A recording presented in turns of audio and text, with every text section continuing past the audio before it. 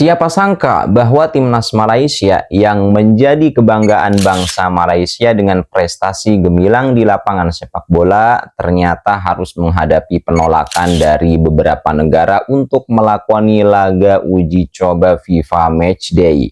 Bagi kalian yang masih ingat saat-saat kejayaan timnas Malaysia di era 90-an hingga 2000-an itu ya, pasti merasa sedih dan kecewa dengan keadaan ini. Namun apakah kalian tahu apa yang sebenarnya terjadi di balik penolakan ini?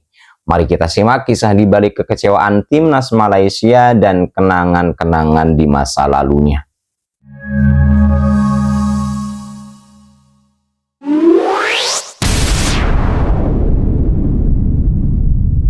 Bayangkan apa yang ada dalam benak kalian jika ditolak calon gebetan beberapa kali. Kesel, lemes, malu, pasti campur aduk jadi satu. Analogi tersebut mungkin tepat untuk menggambarkan betapa mirisnya nasib timnas Malaysia saat ini. Sudah timnas U17-nya gagal lolos ke Piala Asia, timnas seniornya lagi-lagi ditolak negara kecil untuk melakoni laga FIFA Matchday. Catat ya, ini bukan pertama kalinya Malaysia ditolak negara kecil untuk melakoni laga uji coba. Yang jadi pertanyaan, apa emang sudah pada males hadapi negeri Upin Ipin ini? Difahamkan bahwa timnas Malaysia memang sudah akrab sekali dengan yang namanya penolakan. Bahkan sudah sejak Mei lalu mereka menerima penolakan dari calon lawan untuk melakoni uji coba. Di bulan Mei lalu, Federasi Sepak Bola Malaysia berniat melakoni 2 laga uji coba untuk mematangkan diri jelang laga melawan Kyrgyzstan dan Taiwan di babak kedua kualifikasi Piala Dunia 2026 zona Asia. Menurut Sekjen FAM, Datuk Nur Azman, ada sekitar 4 hingga 5 negara yang sudah diajak untuk uji coba. Namun tidak disebutkan secara spesifik oleh Datuk Nur siapa saja negara tersebut. Tapi yang jelas, pada akhirnya semua negara tersebut menolak dengan alasan sudah memiliki jadwal tandingnya masing-masing. Ya, apa boleh buat, akhirnya anak asuh Kim Panggon saat itu hanya melakoni 1 laga uji coba saja melawan klub Malaysia Super League, Perak FC, dan berhasil menang tipis 1-0. Berkaca pada penolakan tersebut, seharusnya federasi belajar biar tak terulang lagi. Artinya mereka harus cari cara bagaimana memilih lawan yang masih kosong jadwal tandingnya. Jangan cari lawan yang sudah punya jadwal tanding. Di FIFA Matchday bulan Oktober, timnas Malaysia kembali berniat akan melakoni 2 laga uji coba di benua Oseania. Satu yang sudah resmi yakni melawan Selandia Baru di tanggal 14 Oktober dan satunya lagi rencananya akan melawan negara dari benua Oseania lainnya. Negara-negara Oseania yang diajak sparring oleh timnas negeri jiran diantaranya Kepulauan Solomon, Fiji, Tahiti, Kaledonia Baru, Vanuatu, dan Papua Nugini. Alih-alih belajar dari penolakan pertama, timnas negeri jiran kembali kena penolakan jilid 2. Tak ada satupun dari negara tersebut yang mau diajak sparring sama Malaysia. Duh, apes banget gak sih? Menurut Wakil Presiden FAM, Datuk Moh Yusof Mahadi, beberapa negara tersebut menolak ajakan Malaysia karena memiliki perbedaan kepentingan dan persiapan. Selain itu, kendala waktu juga disebut menjadi alasan ditolaknya ajakan Malaysia. Ya udah, apa boleh buat? Selain menghadapi Selandia Baru, akhirnya Malaysia pun kembali menghadapi sebuah klub, bukan negara.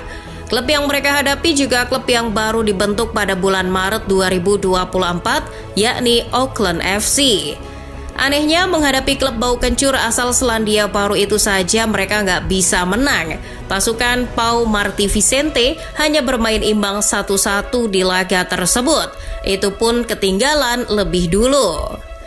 Gimana mau menghadapi Selandia Baru kalau melawan klub kemarin sore saja nggak bisa menang? Terbukti di laga FIFA Matchday sebenarnya melawan Selandia Baru, mereka dicukur habis 4 gol tanpa balas. Anak asuh Pau Marti Vicente ini kayaknya salah cari musuh. Mereka mungkin lupa kalau di Selandia Baru ada pemain yang sedang moncer di Liga Inggris bersama Nottingham Forest, yakni Chris Wood. Jadi ya, itulah akibatnya. Selain menanggung malu, kekalahan atas negara Chris Wood tersebut membuat ranking FIFA Harimau Malaya turun. Menurut Football Ranking, Malaysia kehilangan 3,72 poin setelah kekalahan tersebut dan kini total mengoleksi 1.113,92 poin di ranking FIFA. Pengurangan poin tersebut membuat Malaysia harus turun satu peringkat dari 132 ke 133. Setelah kapok tanding sama tim kuat, Malaysia pun akhirnya fokus mencari tim-tim lemah untuk jadi lawan mereka di laga FIFA Matchday pada November 2024. Malaysia sudah memastikan satu lawan mereka, yakni melawan timnas India yang peringkat FIFA-nya sebenarnya lebih tinggi dari mereka, yakni 125. Laga tersebut sudah dijadwalkan akan digelar pada 19 November. Guna melengkapi laga melawan timnas India, Malaysia berniat mencari satu lawan lemah atau yang ranking FIFA-nya berada di bawah mereka. Harap maklum, selain sudah kapok, Malaysia juga punya misi mengais poin agar peringkat FIFA-nya naik lagi. Mereka berniat untuk bisa menjaga jarak dari rivalnya timnas Indonesia yang kini duduk di peringkat ke-130 FIFA. Apalagi timnas Indonesia akan dihadapkan pada dua laga sulit dalam lanjutan putaran ketiga kualifikasi Piala Dunia 2026 melawan Jepang dan Arab Saudi. Kondisi itulah yang coba dimanfaatkan oleh Malaysia. Namun pertanyaannya, apakah kalau melawan klub lemah mereka bisa menang mudah? Belum tentu. Wong lawan klub bau kencur seperti Auckland FC saja gagal menang kok. Untuk bisa berhasil mendapatkan lawan lemah, Sekjen FAM Datuk Nur Azman Rahman meminta bala bantuan pada Federasi Sepak Bola India. Negeri leluhur Jarjit Singh itu diminta tolong untuk mencarikan tim lemah dari Asia Selatan yang bisa diajak tanding lawan Malaysia. Mungkin karena kasihan, AIFF pun menyodorkan 4 negara Asia Selatan yang kemungkinan bisa diajak sparring melawan Malaysia. Negara tersebut adalah Afghanistan, Maladewa, Nepal, dan Bangladesh. Namun, lagi Malaysia bernasib apes. Mereka ditolak oleh 4 negara tersebut. Keempat negara tersebut kompak menolak karena alasan sudah memiliki agenda untuk laga persahabatannya masing-masing. Nepal sudah diundang untuk bermain melawan Tajikistan pada 13 November serta Afghanistan pada 16 November. Sedangkan Afghanistan sendiri akan menghadapi Nepal pada 16 November, disusul melawan Tajikistan pada 19 November. Semua laga ini akan diadakan di Republikan Central Stadium Tajikistan. Sedangkan Maladewa dan Bangladesh, ternyata mereka malah akan saling berhadapan 2 kali, yakni pada tanggal 13 dan 16 November. Kedua pertandingan tersebut akan digelar di Bansudara Kings Arena, Dhaka, Bangladesh. Kalau sudah begini, terus harus bagaimana dong Malaysia? Apa mau uji coba dengan klub lagi? Nah, setelah ditolak keempat negara tadi, Malaysia masih berusaha untuk mencari kawan lagi. Menurut laporan dari jurnalis Astro Arena, Zulhelmi Zainal Azam, Malaysia kemungkinan akan menghadapi negara seperti Bhutan, Sri Lanka, atau Pakistan.